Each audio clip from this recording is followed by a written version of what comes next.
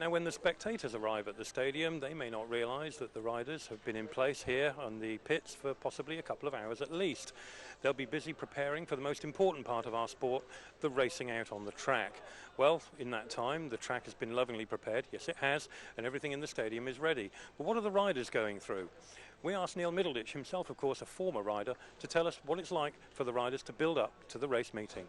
Well, yeah, it depends, obviously depending on the distance they've got to travel. I mean, Tony in particular likes to turn up about 5 o'clock and get the bikes unloaded and just sort of run over everything, check that there's nothing untoward. You know, as this evening he found, because obviously he flies in from Sweden sort of mid-afternoon, the bikes are prepared for him, but if there's anything they need to do, he'll just give it the final look over and change anything that needs to be changed. Tony, we're about an hour and a half before the start. What are you thinking right now? Are you focusing on the meeting already, or are you just trying to relax? No, I try to focus as much as I can, you know, going through the program a little bit, set up the bikes, get a little half-decent feel on, you know, what kind of clutch setup and gear ratio you would have, and obviously then you wait until you're done the track walk before you do the final decision on what kind of setup you will have. Look a bit in the program, try to get the time going, you know, until the races start. What are the sort of things that they can prepare? Because obviously a lot of the preparation has to be done way in advance. What are the sort of things they'll be changing at that point?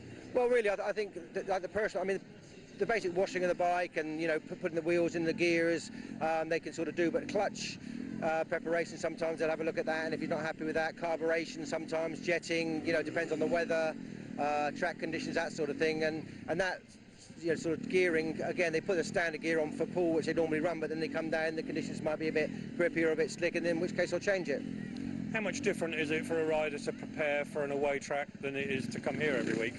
Well, again, they get to the track pretty early, so they can have a good walk around. That's why we have the track walks, you know, to sort of see what gears, and then all the boys discuss, you know, what gear they think will be best, you know, what jets will be best in the carburetor to get the maximum amount of drive from the start, or, you know, on the slick conditions.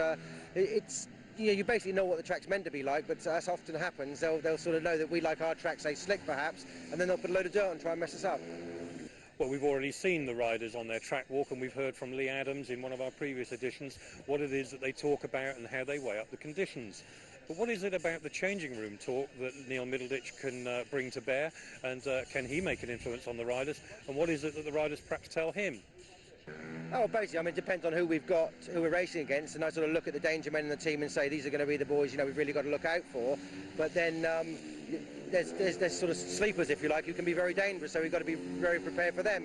And then, you know, the boys, you know, say to me if they've walked the track and they want something else done, maybe, you know, they might have seen a hole they want graded out, so I'll get the boys to grade the track out, to take a hole out, or if it needs a bit of sort of ripping up to give a bit more traction, or the starts, or you know, whatever. But basically, I'm open to whatever they say I'll do for them, but I just sort of got to instill in them that how important every meeting is, certainly at this stage of the game, you know, being in a position in the league we're in, so every match is important. Well, once the team have had their talk in the changing rooms, of course, it's time to go into action. They'll be making their way to the pits, and I wonder what it is that they're thinking as they come through the pit gate.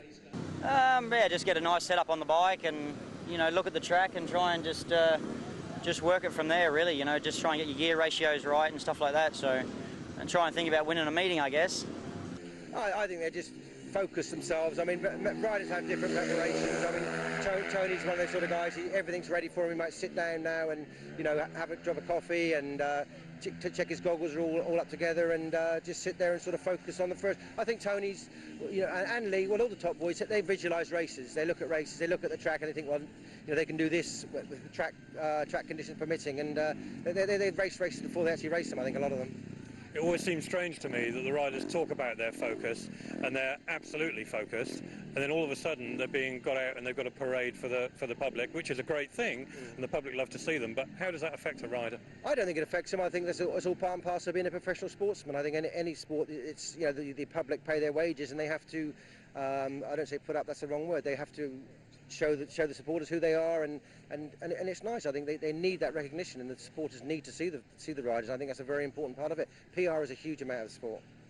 And on the same subject, when they're racing, the effect of the crowd and the crowd getting behind them, that really does spur them on, doesn't it? Yeah, again, I think at Poole we're very fortunate because we have such a great crowd here and a very knowledgeable crowd, and the riders really appreciate it. I mean, you know, sometimes I think some people have said to me, oh, the riders don't sort of wave sometimes, but they appreciate it. Don't worry, when they do the lap of honour, they really do appreciate it, and they're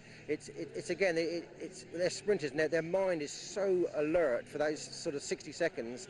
They come in the pits and it's like they've run a mile because they're just so exhausted physically and mentally. It's so the tension is tremendous. Well, I know that you've also got to race in effectively 15 heats tonight, yeah. And I know that you're focused, so I really do appreciate you talking to us, especially so close to start time. That's no problem. You're welcome. Thank you.